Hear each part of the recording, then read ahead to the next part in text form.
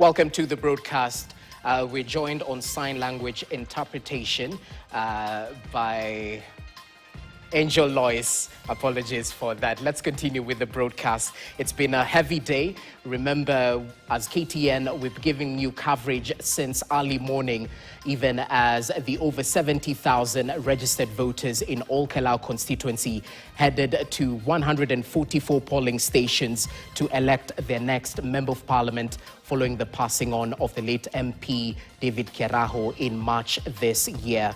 Our team is on the ground, and we want to cross over live and join Ken Gashuhi, who is supposed to give us an update on the feeling on the ground and perhaps the update on the numbers as they are being tallied and counted by the IEBC officials.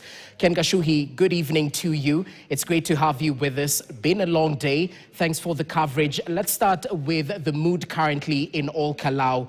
What currently is happening? Have we seen the heavy contingent of security officers deployed across the constituency even after the voting process was concluded by 5 p.m.?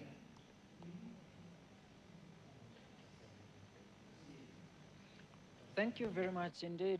We have seen a very heavy security presence across all Kalou constituency as they safeguarded or provided security to ensure that the voting exercise continued smoothly since morning. And at the moment, we still have heavy police presence at the polling stations and also at the tallying center, which is just a few meters behind me here, where some of the polling stations have started bringing in the results or bringing in the election materials after they concluded counting of the votes at the polling station level. After that, they are expected to submit the various forms that have been signed by the agents and all of the 9 candidates who participated in this exercise. And at the moment, we have a huge number of residents still camping at various locations, especially within Old Kalou town, where they are still following up to see what exactly the results are like at the polling station level. And just some few minutes ago, we heard the police clashing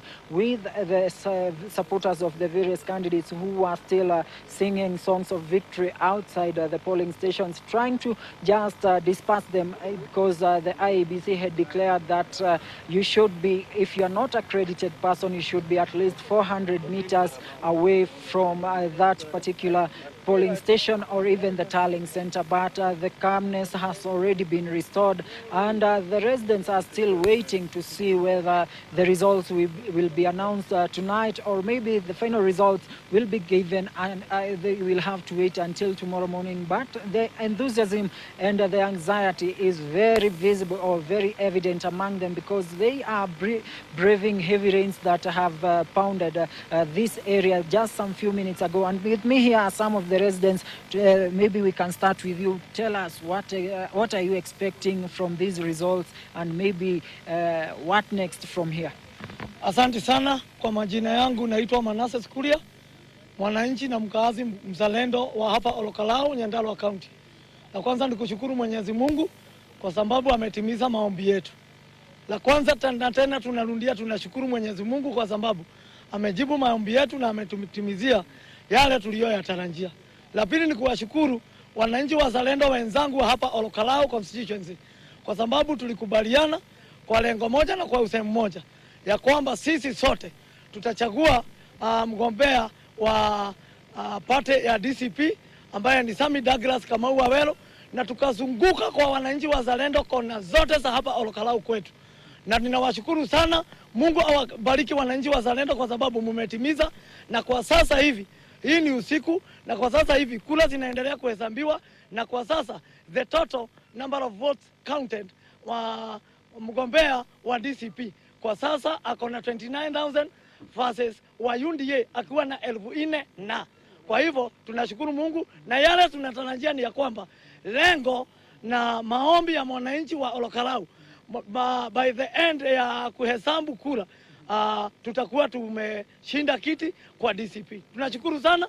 May God bless you. Thank you very much. Even though we are yet to get the official results, stand here, please. Thank you. We are yet to get the official results from the IEBC, but we are seeing people celebrating. Maybe what results do you people have, and maybe where are you getting these numbers from? Okay, my name is John Mwangi, a resident of Olkarau. My polling station is Huruma Primary School. According to the results we are getting from social medias, is that Sami Douglas Kamau Waweru is on a higher note. So we are expecting the official announcement from the IEBC that Kamau will be the newest MP in the country as from tomorrow early in the morning. Now, as you can see, it is as busy as you can see. Na tunashukuru Mungu sana kwa sababu tumemshikilia huyo kijana wetu, ni rafiki yetu, tumelelewa naye pamoja. Tumemfanyia kazi mingi despite the tiresome day we had. Tumekuwa na challenges kidogo here and there, but tumemshikilia kabisa na tukahakikisha kwamba siku imetimia vizuri, na tunaomba wananchi wa Olkarau wagoje the official announcement from IEBC despite that tunaona tu kwa mitandao ya kwamba he is on a higher note, but we say congratulations to him in advance as we wait for the official announcement. Thank you so much. Thank you very much. Maybe I can get the views of another person who is ready to talk.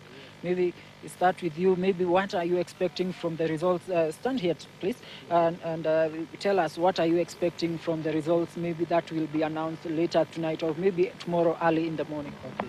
Yenye huwa na expect chama yetu ya DCP imeshinda. Wenye tumeonyesha watu ni hapa sio mbele. Watu wa Olkarau wameamua sio mbele. To expect the best. DCP imeongoza. Ndio tunashukuru Mungu kwa hayo. Asante sana. Nipate maoni ya mtu wa mwisho hapa. Thank you very much. Thank you. Anaitwa Josephat Jogo na nilikuwa MC katika chama cha DCP. Jambo la kwanza ni kushukuru wakaaji wa Olkarau, nikiwa mmoja wao, kwa vile wamekuwa na utulivu, wakarusha kula wakiwa na amani, hawakuleta furugu. Kwanza niwashukuru sana, niwaambie Mungu wa uzima wabariki sana. Na tumekuwa na kiongozi mzuri wa DCP ambaye ni Sami Douglas Kamau Waweru, na tunasema ni asante kwa sababu ya wakaazi wa Olkarau, na kwa vile hawakuona maendeleo ama mambo na pesa ambazo walikuwa wameletewa, wakasema lazima wachague maendeleo na wachague vile roho zao zinataka. Barikiweni sana. Thank you very much. Indeed, those are the voices of the voters here in Olkarau who have been participating in the voting exercise to elect their next member of parliament to fill the vacant that was left behind by the late David Kiaraho earlier this year.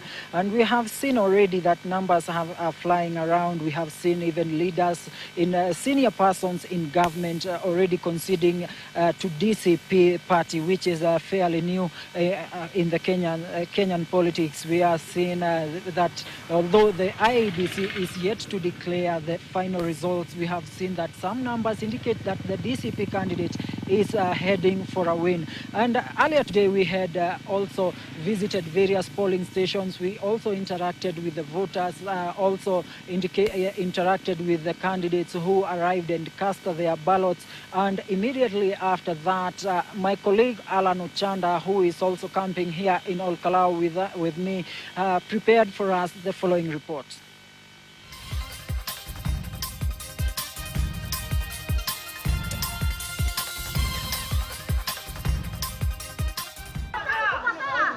Pandemonium and confusion rocked Olkarau town.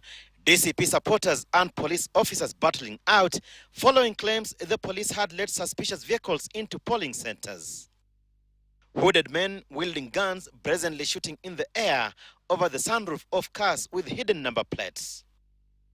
The mysterious men, whose identity still remains unknown, even though opposition leaders insist are security officers, descending on journalists, injuring 2 journalists from NTV and the Star newspaper, vandalizing and confiscating their equipment. Umeona hawa majamaa wa serikali wamekuja hapa na tia gas wakipiga watu marisasi wakitaka intimidate watu wetu waende nyumbani. Lakini tunahimiza tu vijana wetu kwamba msitishwe, tukae kwa polling station.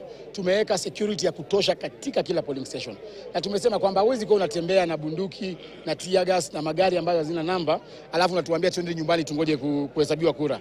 We cannot trust this government. We cannot trust IEBC. It is our vote, we must guard our vote.